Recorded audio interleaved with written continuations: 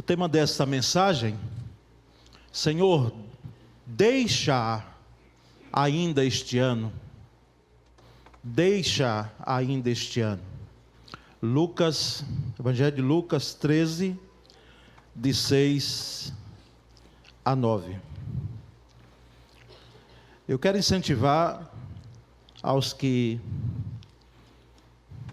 lidam com a internet de poder buscar um sermão de Charles Spurgeon com esse tema, ainda este ano. É um sermão onde ele trabalha com alguns pontos que não são os que eu vou trazer aqui, porque já preguei até esse sermão, contrariando os meus professores de homilética que diziam: olha, procure não pregar sermão dos outros, mas de Spurgeon, quando eu li esse sermão, irmãos, muito impactante, ainda este ano. Depois busque e veja, se for ler em notebook, ainda melhor, tá certo? Numa tela maior, para que você possa ter um elemento também com esse tema. Ainda este ano é o tema que o Spurgeon deu, e aqui eu trago: Senhor, deixa ainda este ano. Irmãos, eu quero ler o texto, e eu trago a versão ARA, Almeida Revista e Atualizada. Os irmãos têm aí na tela, mas pode ler também na sua Bíblia, acompanhar a leitura desse texto. Diz assim: então Jesus proferiu a seguinte parábola: certo homem tinha uma figueira plantada na sua vinha, e vindo procurar fruto nela, não achou. Pelo que disse ao viticultor: há 3 anos venho procurar fruto nessa figueira, não acho. Podes cortá-la? Para que está ela ainda ocupando inutilmente a terra? Ele, porém, respondeu: Senhor, deixa ainda este ano, até que eu escave ao redor dela e lhe ponha estrume. Se vier a dar fruto, bem está; se não, mandarás cortá-la. Amém.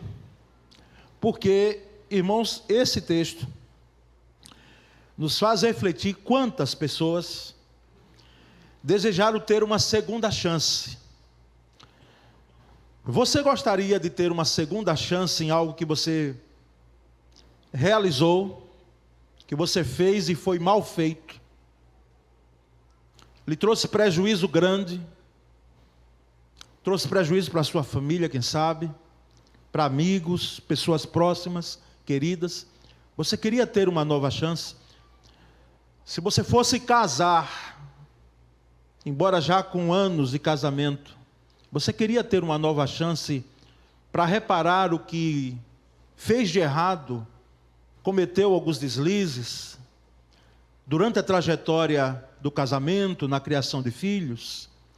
Enfim, quem não gostaria de uma segunda oportunidade, irmãos? E não é exagero dizer que algumas oportunidades, elas passam, às vezes, uma vez em nossa vida. Ou elas só virão anos depois. Como um cometa Halley, por exemplo. Eu não quero crer aqui, aliás, tenho certeza disso, que nenhum de nós aqui estava em 1910, quando o cometa Halley passou. Em 1986, que ele passa 76 e 76 anos, né, segundo os estudiosos. Inclusive ele já passou aqui 86, para quem viu. Quem não viu, ele passou de qualquer forma. E já está voltando a sua órbita para em 2061 chegar aqui. Os meninos que nós oramos aqui chegarão a ver. Boa parte, eu diria a maioria de nós aqui, nós não vamos estar aqui em 2061. Os juniores hoje, as crianças que chegam aqui. Então existem oportunidades que só passam assim. E às vezes uma só vez em nossa vida.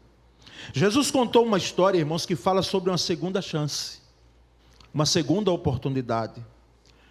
E nós percebemos que nessa parábola, e é bom rapidamente tecer um comentário sobre parábola. Parábola é um exemplo pelo qual uma doutrina ou preceito é ilustrado. Parábola não é doutrina. Nós somos orientados pelos professores, pelos mestres, de que procuremos não usar parábolas como doutrina pura e aplicada, dizendo assim, porque é história, às vezes fictícia, mas pelo fato de ser história, não quer dizer que não traz uma doutrina, que por trás dessa história não traz um preceito, não é mais figura, mas mostra, ilustra, como diz. Como coloquei aí, é uma narrativa fictícia, mas apropriada às leis e usos da vida humana, pelo qual os deveres dos homens, ou particularmente a natureza, história do reino de Deus, são figurativamente retratados. E não é em vão que, inclusive no Evangelho de Lucas, nós temos uma quantidade de parábolas maior do que qualquer outro evangelho. E William Barclay, os que lidam com teologia bíblica, não é? Leem o William Barclay, ele diz que esta é uma parábola que está ao mesmo tempo iluminada pela graça e cheia de advertências. É uma parábola cheia da graça, mas também no seu bojo ela traz advertências. E só recapitulando os versículos, porque o que nos interessa é o texto bíblico. O versículo 6, Jesus disse: então Jesus proferiu a seguinte parábola, dizendo: certo homem tinha uma figueira plantada na sua vinha, e vindo procurar fruto nela, não achou. Irmãos, não era estranho, segundo os estudiosos, nesse tempo, plantar figueira no lugar de vinha. Até porque, hoje não, porque Israel tem uma tecnologia enorme de poder fazer com que desertos se tenha hoje toda uma flora admirável, mas nesse tempo, a terra, a escassez da terra, a dificuldade da época, de uma tecnologia apurada como temos hoje, então se plantava em tudo quanto tinha-se de terreno, condição de fazê-lo. Então não era estranho ver na Palestina figueiras, macieiras e espinheiros nas vinhas. Nesse tipo de árvore, irmãos, o fruto, ele não é visto à distância, como nós percebemos em algumas fruteiras, não é? Para você encontrar figos, você precisa chegar perto da figueira, porque os figos ficam escondidos ali, atrás das folhagens da figueira. Por isso que esse dono dessa, vamos dizer, fazenda, não é? Desse sítio, não é? Ele ia procurar, ele chegava perto dessa figueira. Durante 3 anos, diz o texto, que ele procurou fruto nela. E esse procurar aqui foi a fim de encontrar, com o propósito de encontrar. Ele tinha uma expectativa voltada para aquela figueira, porque ela foi plantada ali, propositalmente. Ela não nasceu ao léu, ela foi plantada, o texto diz que ela foi plantada. Então o entendimento que temos é que, propositalmente, ela foi colocada ali, e ela tinha os privilégios de estar num vinhal, ali bebendo de todo o tratamento que uma vinha tem. Durante 3 anos, esse senhor vai procurar frutos nessa figueira. E a ideia de procurar também, aqui é exigir em função de direito não suposto. Porque os que militam com o direito aqui, nós temos o direito suposto, né? E o direito de fato legítimo, não é isso? Então ele era possuidor daquele terreno, e o que estava nele era de direito legítimo dele, ele então querer usufruir daquilo que estava na sua terra. E vamos então percebendo o versículo 7, diz que o viticultor, ouvindo aquilo ali, disse: Senhor, deixa ainda, versículo 7 e 8, deixa ainda este ano, porque durante uma trajetória de 3 anos, indo procurar frutos, ele tomou uma decisão. Por que ela está ocupando inutilmente a terra? Porque ela está aqui usufruindo desse terreno que nós trabalhamos muito bem. Não era a questão de escassez, de estrume, de dificuldades, de suprimentos na terra para aquela figueira não dar fruto. Era algo anormal mesmo que estava acontecendo com ela, porque é natural que a fruteira dê fruto, a não ser quando tenha algum problema. E geralmente as figueiras, elas levam cerca de 3 anos para alcançar essa, vamos dizer, maturidade de poderem frutificar. Mas havia essa expectativa no coração daquele dono, daquele senhor, aquele fazendeiro. Quando no versículo 8, há uma intercessão, há uma intercessão por essa figueira. Porque, vamos dizer, o capataz, né? O cuidador ali do vinhal, das fruteiras, daquele sítio, daquela fazenda, disse: Senhor, deixa ainda este ano. Então essa figueira vai receber uma segunda oportunidade. Uma segunda oportunidade. Deus geralmente dá uma segunda oportunidade às pessoas, aos seres humanos. Deus geralmente dá uma oportunidade a mim e a você. Porque a gente tem ouvido aí, até estranhamente, quando vamos para as Escrituras: dê uma chance para Deus. Já ouviu isso? Dê uma chance para Deus. Pode repreender que Bíblia não tem nada a ver com isso. Uma chance para Deus? Deus é que nos dá chance. Deus é que nos dá. Esse ano, irmãos, é uma chance de Deus dada a todos nós aqui. Uma chance de Deus. E nós percebemos então que falar em segunda oportunidade, se aqui estivessem, não é, o rei Ezequias e o apóstolo Pedro, para não citar outros, eles falariam muito bem de uma segunda oportunidade. Por que não lembra a história do rei Ezequias? Prepara a tua casa porque vai morrer. Foi dito pelo profeta Isaías.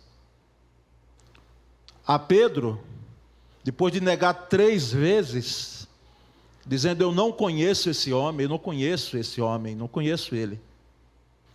Depois ele disse: eu vou pescar e não sirvo para ser apóstolo.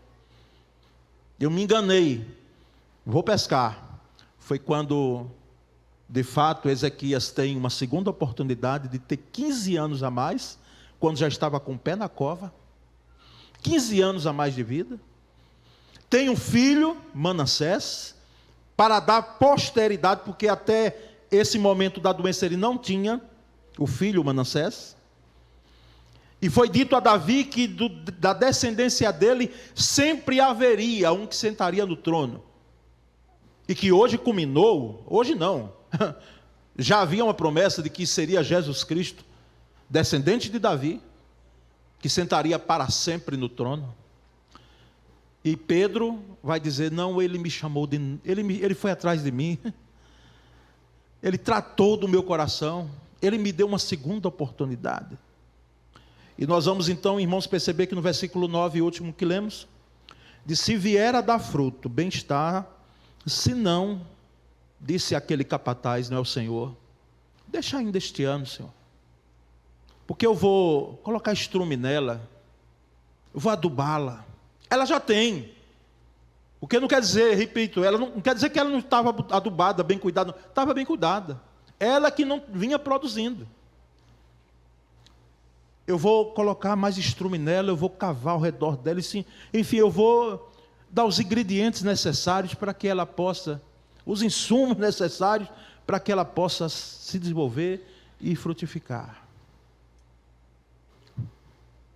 Se vier dar fruto, bem-estar, se não, mandarás cortá-la. Irmãos, frutificar é a nossa missão enquanto crentes em Cristo Jesus. Frutificar. Esse cortar aqui, não vejo em hipótese alguma, embora li comentários, e para chegar aqui, a gente lê um pouquinho. de comentários. Bem, o que é que se fala, né? Porque eles estudaram para isso. São doutores na área.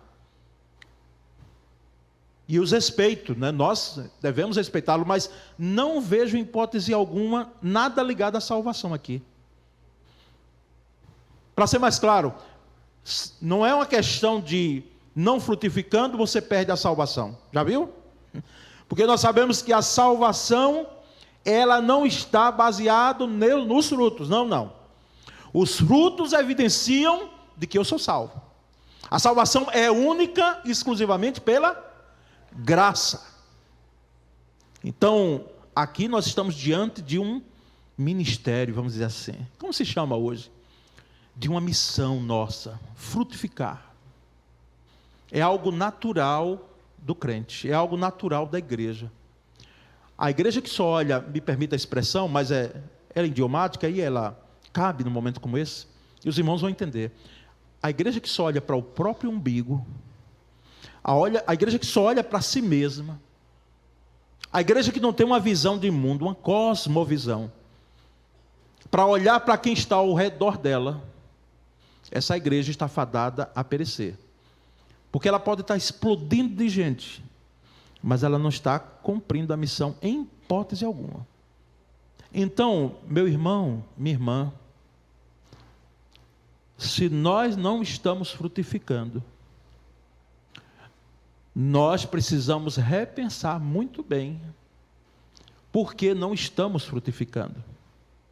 Porque é natural que venhamos a frutificar.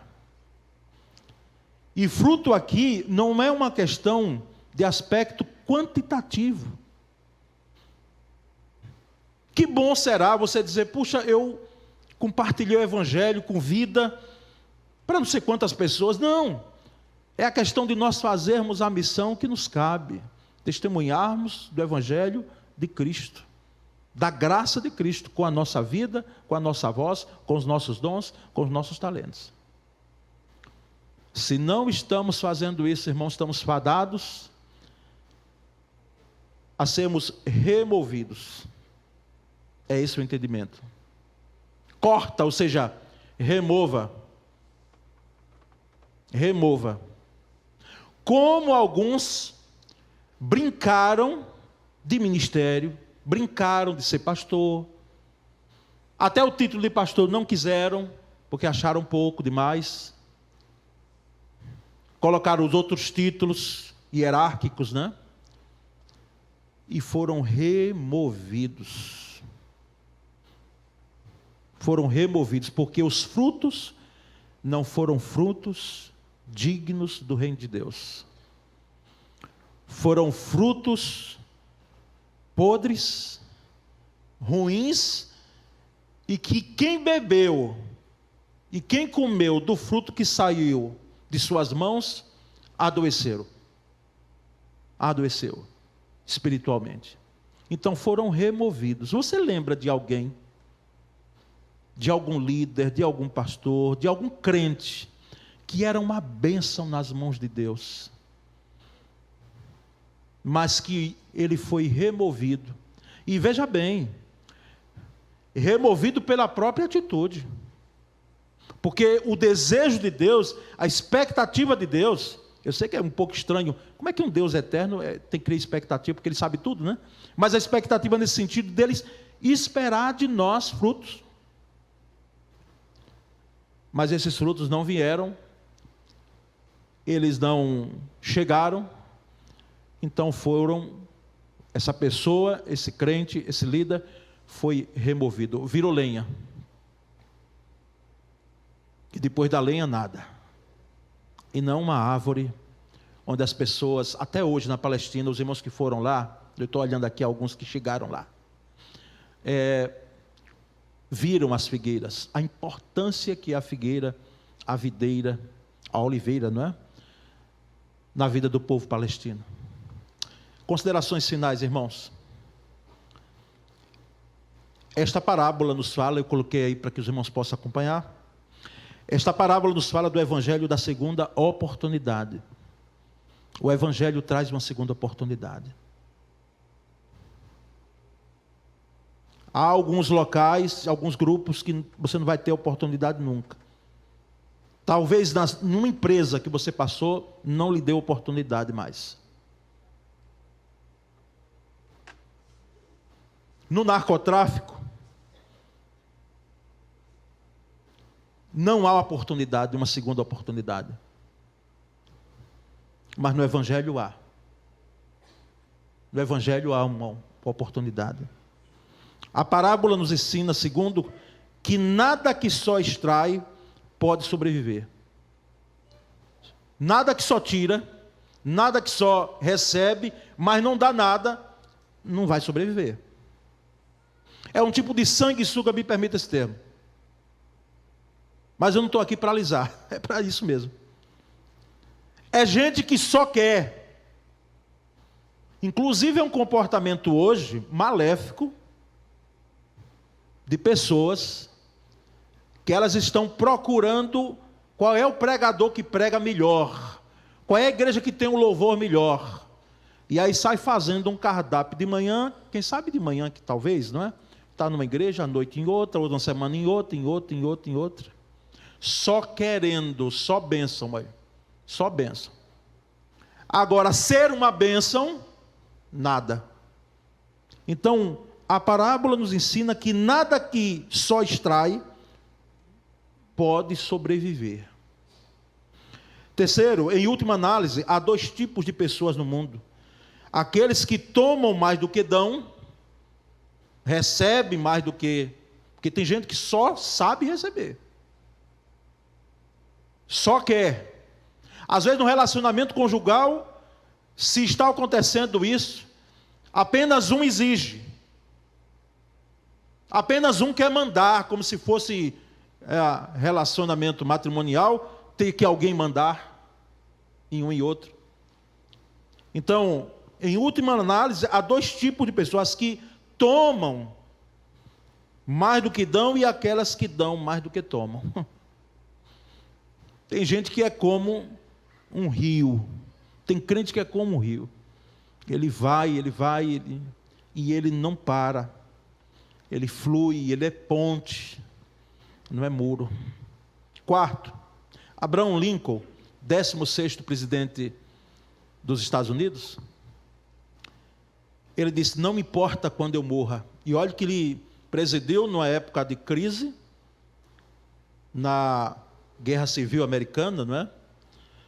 Ele disse, não importa, e foi assassinado depois, não importa quando eu morra, quero que se diga de mim que arranquei uma erva daninha e plantei uma flor em todos os lugares em que pensei que cresceria. Quero, não importa quando eu morra, quero que se diga de mim que eu arranquei uma erva daninha e plantei uma flor onde eu pensei que cresceria. Se você teve um ano com perdas constantes, de oportunidades em sua vida, e chances que Deus lhe deu, grave isso para não esquecer mais nunca. Nós não damos chance a Deus coisa nenhuma, é Deus quem nos dá. Mas se você teve um ano de perdas o ano passado, então aproveite este momento para fazer uma avaliação de sua vida, com o objetivo de fazer uma correção em seu rumo, na rota, refazer a rota. Aproveite esse início de ano, uma vez que você, quem sabe, perdeu oportunidades no ano passado, para você fazer uma correção em seu rumo. Porque não há dúvida que se você e eu estamos aqui, nós estamos aqui, não é um delírio, né? Deus está nos dando uma nova oportunidade. Parece que a gente pode ouvir, aguce os ouvidos aqui e ouça o viticultor dizendo, Senhor, deixa ainda este ano. Não quero dizer que você vai partir, vai morrer este ano, mas deixa ainda este ano, ou seja, Dá uma nova oportunidade este ano, 2025. Senhor, deixa ainda este ano. Que essa voz aqui, deixa ainda este ano. Você saia com ela nos seus ouvidos e no seu coração nessa manhã. E não perca as oportunidades, porque Deus é tão misericordioso e bom, que está dando de novo para você. Um novo ano. Para que você possa aproveitar as oportunidades e nunca esqueça que às vezes ela só passa uma vez em nossa vida. Uma vez só. Deixa ainda este ano, Senhor. Amém? Vamos orar. E com a bênção, estamos encerrando o culto dessa manhã. Senhor Deus bendito, nessa manhã que estivemos, e quando chegamos aos contornos finais deste culto, tão emocionante, Senhor. Mas nós sabemos que emoção é bom, mas nós precisamos mais do que emoção. Nós precisamos de vida. Nós precisamos aproveitar a vida que o Senhor está nos dando este ano. Essa oportunidade que o Senhor está nos dando. Faz com que, Senhor, enquanto igreja, enquanto família, enquanto cônjuge, enquanto filho, enquanto pai, mãe, enquanto cidadão, nós possamos, Senhor, aproveitar mais esta oportunidade. Colocamos em tuas mãos servos teus que estão precisando de oração. Diácono Enio, irmã Valdete, toma-os em tuas mãos, Senhor. Segura-os com a tua graça. Que os recursos da medicina sejam instrumentos das mãos dos homens para abençoar os teus servos. E cremos, por isso oramos, na manifestação do teu poder e da tua graça. Fiquemos em pé, irmãos, para recebermos a bênção. E que o amor de Deus o Pai, a graça de Cristo Jesus o nosso Senhor, e a doce e poderosa comunhão do Espírito Santo seja com todos nós, hoje e sempre. Podemos dizer amém.